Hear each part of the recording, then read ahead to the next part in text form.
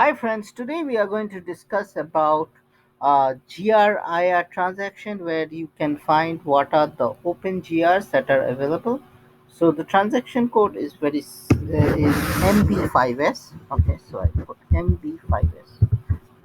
And here you can put the purchasing group or whatever. So I'll just execute this, and here if you see it comes, these are quantity received, these are quantity invoice. So these are open GRs that you can use for entering entering invoices. Okay, so here this is very much heavily used whereby AP people, and also this is used for doing accruals. Like if sometimes what happens is you have received more, and by because lots of times what happens is when you do the GR you tend to receive the taxes, also the tax amount, which you should not do.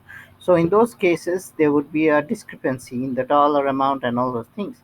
So in those cases you might have to do a one or two to reverse that dollar amount. So here if you see, these are the purchase orders. So I'll just go to one of these, which is a little complex. See, quantity received and invoice quantity. So it might have a tolerance.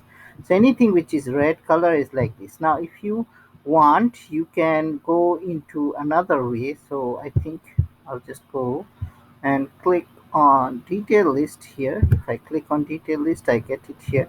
Now if I want to double click onto the information, I'll be taken to the PO transaction. So here you can see the material document is for 100 and we did for 120. So there is a discrepancy there. So now here when we will have suppose 10, this one, we will double click on this, and here you can see we have we have material documents for 100. We don't have anything for an invoice. So similarly we will double click on this. Okay, and we will not have anything for invoices also. So this is very important. And so this you will be using, this transaction code is very important, MB5s. And here you can filter, you can do a lot of things here. So this is very useful. And here let me go outside. If I go outside, here you have information. Let me go up. You can go to the purchase order history from here. Okay, so if I go enter purchase order, if I want, I can go to the vendor master. Okay, it takes me to this transaction. And if I want to go to the purchase order history, it will take me to this place. Instead of double clicking, you can go. And if you want to see the purchase order, you can just go here and it will take you to the purchase order.